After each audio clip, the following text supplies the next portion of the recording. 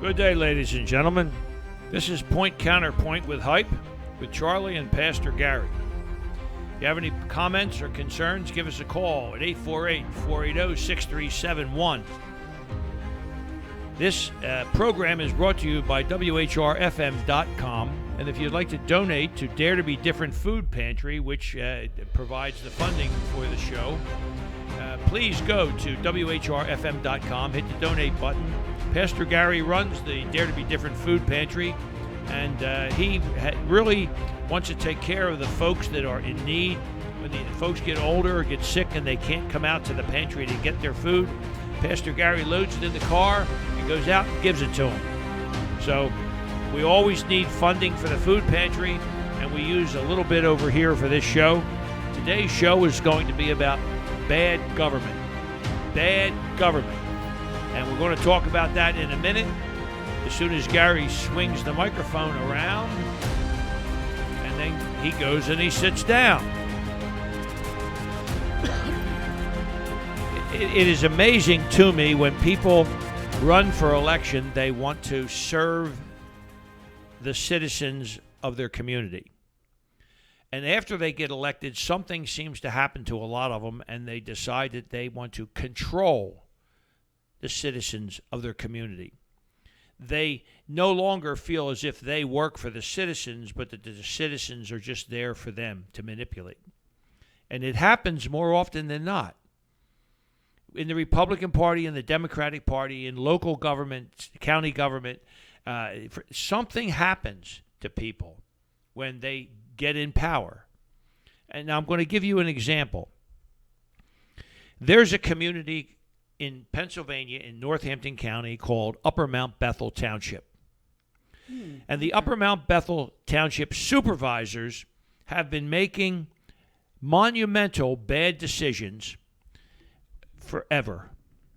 And I'm going to tell you about some of their bad decisions, and then one of them that they're trying to make now that will affect everyone in Upper Mount Bethel Township.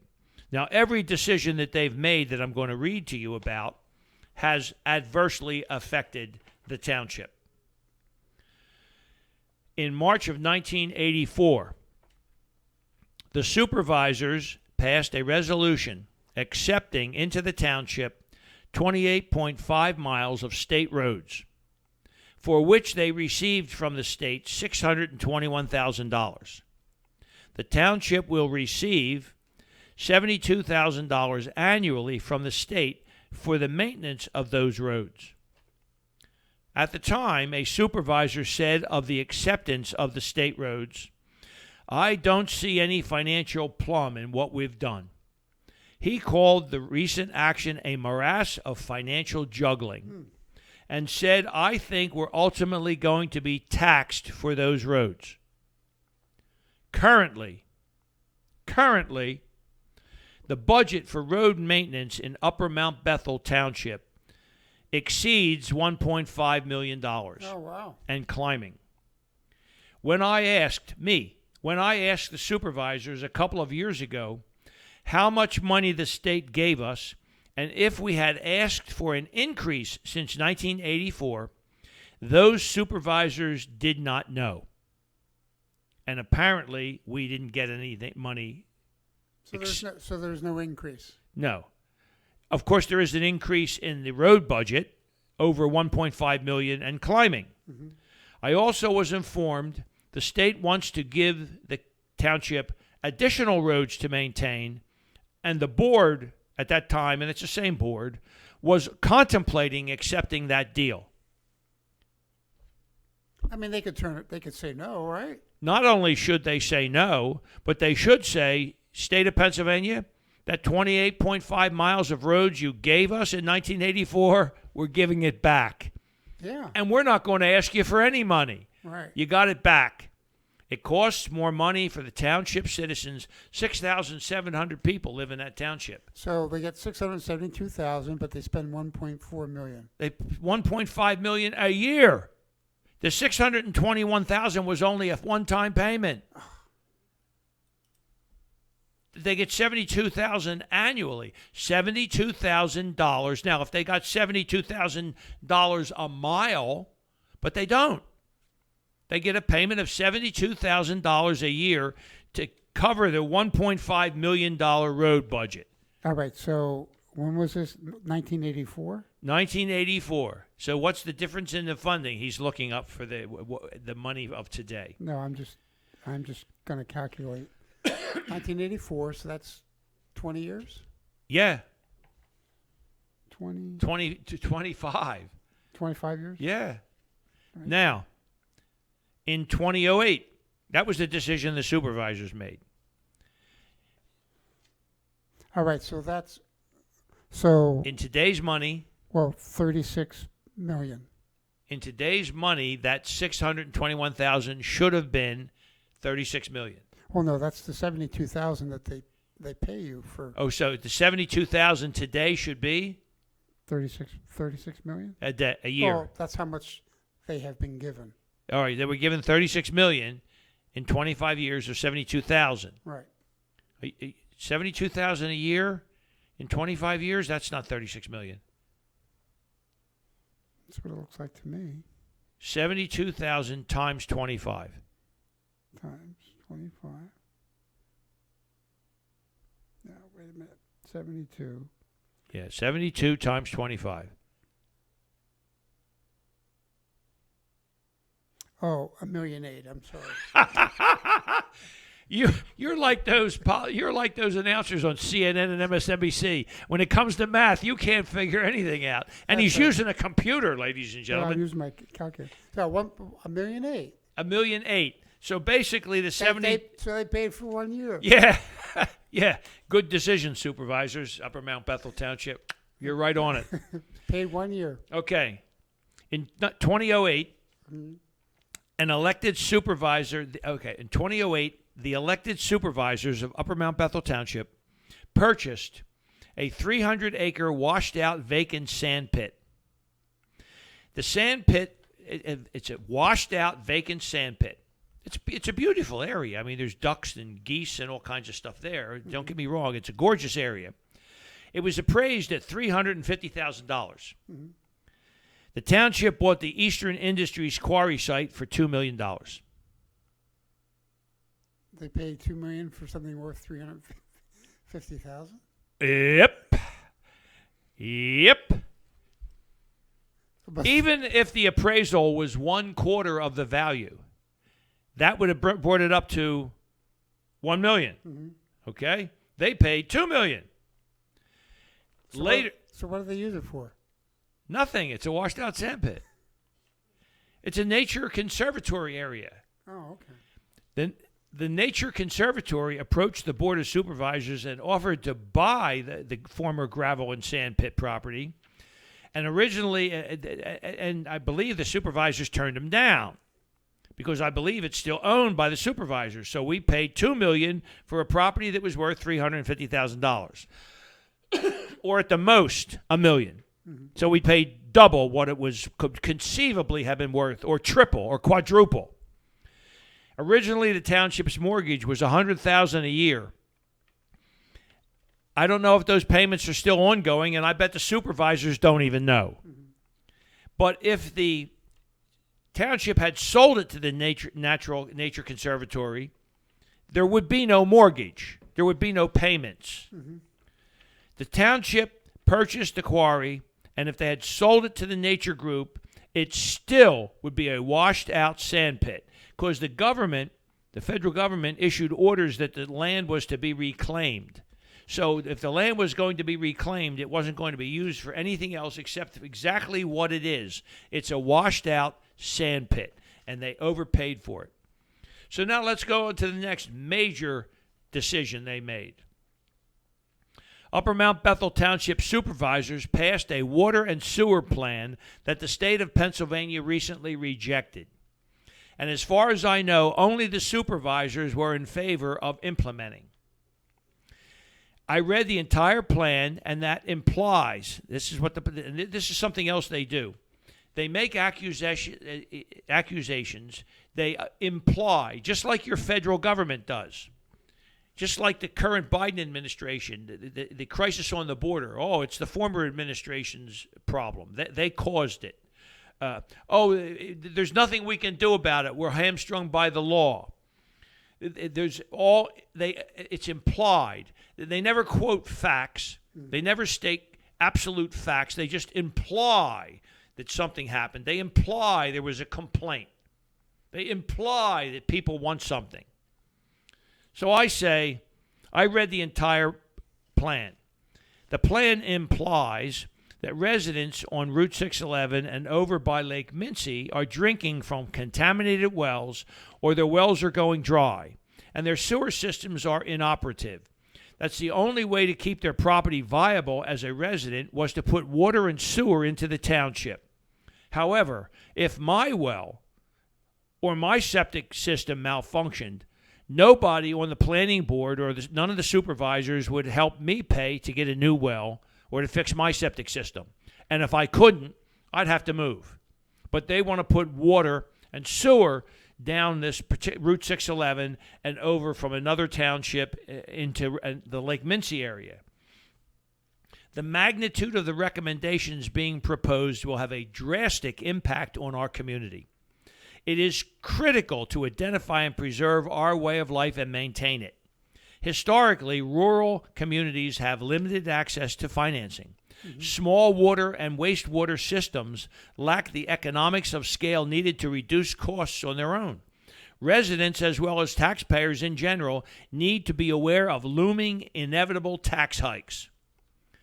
I asked the following questions of the supervisors, and they were unable to answer any of them.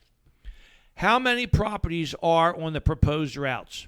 How many properties have well problems? How many properties have septic problems? How much will the project cost each property on the proposed routes? What if a property owner refuses to pay or be hooked up? How much will the entire project cost? Where is the money coming from? How much will everyone else in the township have to pay for this project? Are these legitimate, reasonable questions that you should be asking a government official, and he should have the answers because he's proposing millions of dollars be spent? I received no answer to any of these questions. However, after reading the entire proposal, there is one sentence that succinctly explains the real reasons the supervisors proposed a new Act 537 water and sewer plan. It's the reason and the only reason.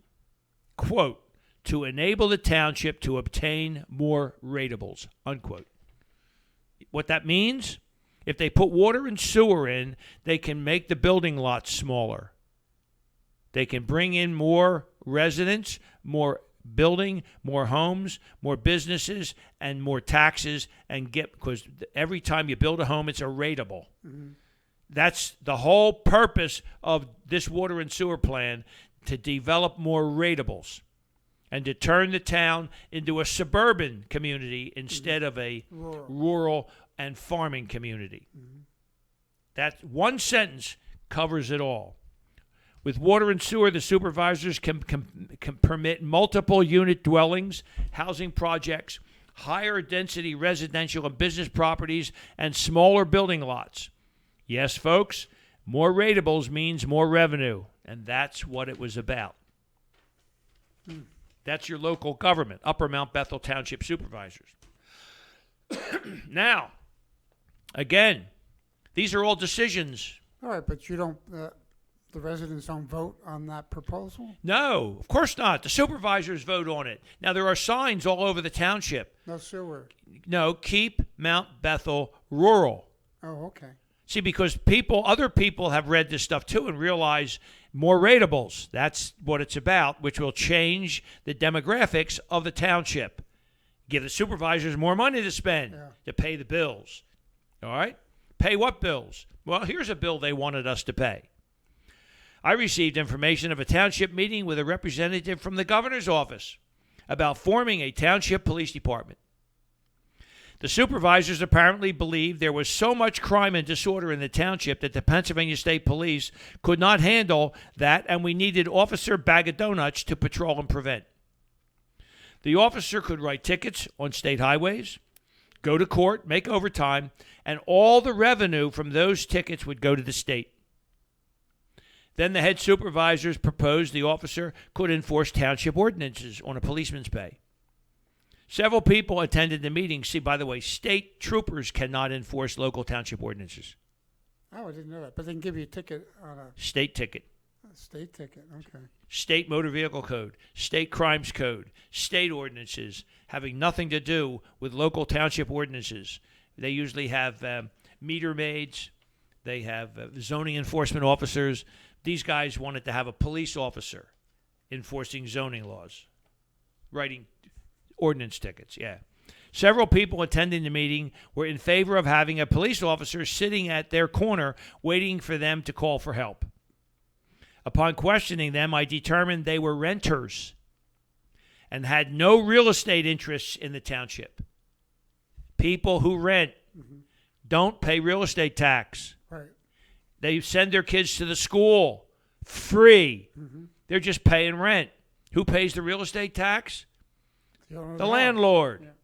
If it's and if it's a rural and farming community, less renters.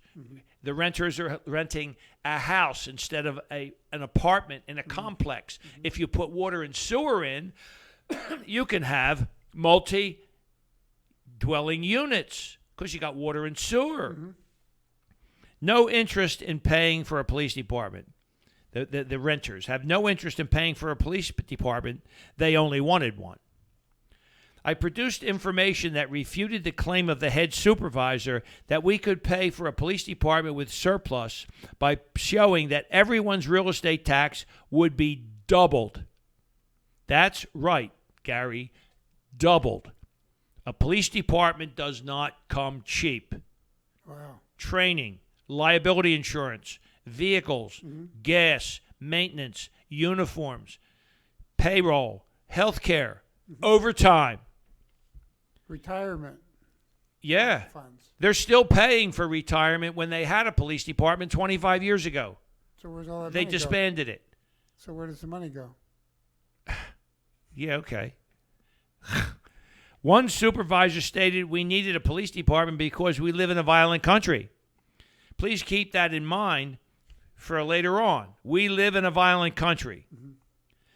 And I said to him, there's violence in this country, but we don't live in a violent country. When's the last violent act you heard about in Upper Mount Bethel? Maybe in Philadelphia. Murders in Philadelphia every day, not in Upper Mount Bethel. I read the Pennsylvania State Police monthly report. Right? There was to be a community mailing and a survey on this issue, but that apparently fell by the wayside after the statistics on funding became public. By the way, we do not live in a violent township or country. Remember that. Then they hired a building manager. A business manager. I attended a meeting of the supervisors when I received information they were going to try and hire Santa Claus as the business manager. Santa Claus? Yeah. Santa had no experience running a business, and this township government is a business. But it appears they were going to try and hire him anyway. Santa worked as a security guard at the high school, and in the wintertime, at Christmas time, he became Santa Claus and worked at a mall in Florida. So he's Santa Claus, okay? And he's a nice guy. Yeah. He got a beard, looks like Santa. Maybe he's like Joe Biden, likes to have kids on his lap. That was a cut. I'm sorry. I take that back. I shouldn't have said that. I apologize. There was a member of the media at the meeting, and he left when the head supervisor assured everyone after the supervisors met in executive session there would be no personnel decisions at this meeting. And shortly thereafter, the head supervisor indicated they would then consider hiring a business manager, and Santa's name was presented. So the media was there to watch what went on. They said we weren't going to do it tonight. The media left. Then they did it. So they can't be trusted. Oh, wow. Santa's name was presented and voted upon. After vocal objections from the citizens, like me and others, in attendance, they hired him. Shortly thereafter, at the same meeting, Another supervisor made a motion that since the new hire did not want health care, we should pay his retirement account the health care money. Whoa! I objected and raised the issue of the hiring by asking what was the employment package that was used to hire this new business manager. The hours worked. Gary, anytime you've ever gotten a job, wasn't there an understood employment package? Yeah. The hours you're supposed to work, right? And the rate of pay. The rate of pay. How about vacation time, sick time, Yeah. sick days, holidays, and working conditions? Yeah. All was laid out for you. This is the contract under which you'll work. And now that you agree to this and we hire you, if you violate any of this stuff, we have grounds to fire you, right? Or to let you go. I was informed there was no employment package. Oh, wow. The proposed new business manager was the only applicant at this meeting. Other people had applied for the job. Well, you should have told me about it. I would have applied. He was the only applicant at the meeting. Well, you got a college education, Yeah. and you have much more experience running a business than the current manager, who was a school security guard in Santa Claus. Oh, he was a supervisor at one point years ago. Mm-hmm. He was a supervisor right around the time they accepted the $631,000 for the 28.5 miles of road. You get the idea? Mm-hmm. The mistakes they made then, now they're going to hire this guy as the business manager today. Whew. All right? He was the only applicant. Probably a friend of somebody. He was the only applicant at the meeting, and the way he was hired and the way the business was conducted led me and another supervisor to believe that they violated the Sunshine Act. They arranged for his hiring. They approved it illegally and privately, and he knew it because he was at the meeting. None of the other candidates for the job were at the meeting, and several people, including me, accused them of violating the Sunshine Law. Okay? Now, then we have a fire truck purchase. After this business manager, Santa Claus security guard, was hired, supervisors were contacted, and they wanted to buy a new used fire truck for $350,000. How many fires do they handle? How many volunteers do they have? How many trucks do they have now? What's the cost analysis justifying the need? No answers, because they don't know. They fly by the seat of their pants. They don't know. Trucks. What? Upper has 2 trucks? I don't know how many trucks Upper Mount Bethel has because they didn't know. There's no cost analysis indicating that this $350,000 fire truck was needed. Well, don't forget cost, repair, fuel, maintenance. No, Gary, you're talking rationale here. You're talking rational people. So did they buy it? No, they didn't buy it because a couple of the supervisors went, "What? We can't get volunteers to run the ones we've got. You want to buy another one?" Then they wanted to buy new triaxle dump trucks or new dump trucks. I was in the dump truck business for 23 years. Unless you can keep your dump truck working 10 hours a day, 5 days a week, and maybe working Saturdays too, it is not economically feasible for you to own dump trucks. Mm-hmm. You say you want dump trucks to plow the roads in the wintertime? Fine. Contract with independent truck owners to do the job. Mm-hmm. You pay them when they're working. You don't have to pay them when they're not working. You don't need to have a road crew with dump trucks. Then they wanted to do paving. They want the township road crew to do the paving. It costs more money because now we have to rent equipment because they don't have a paving machine. You either rent equipment or do a quid pro quo deal with a paving company. It's cheaper to hire the paving company to pave the road. When they're done, you stop paying them. No, they want to do it in-house. Costs more money. They want to buy dump trucks. How many supervisors on this? 5, I think. 5, 6, 7. Right. Now we have the coup de grace. Last night, I attended the coup de grace meeting. 2-3 years ago, I was probably hate when you walk through the door. Yeah. Oh, yeah. I ran for supervisor, and a couple of them campaigned against me to keep me from getting the job because they knew if I became supervisor, my opinion of how the government should run ain't going to change. Ain't going to change. Yeah. There's one gentleman, I was told this a couple of years ago. There's one gentleman in the community who has his own shooting range, and everybody up in Upper Mount Bethel has guns, and we all shoot. Yeah. Everybody shoots. Everybody goes. They shoot in their backyard. They target practice. It's all rural and agricultural. Well, there's a guy who's got a shooting range over by a housing project, and some of the people in the housing project are opposed to his shooting. Now, I will say, in all honesty, he's not the most pleasant person in the world. He's not the most conciliatory person in the world. He's a little argumentative, and the people in the housing project have become a little argumentative. So here's the coup de grace. Let's see here. There's a new shooting ordinance being proposed. It was proposed last night, regulating our right to use and practice shooting on our own property. The reason for this ridiculous proposal must be talked about.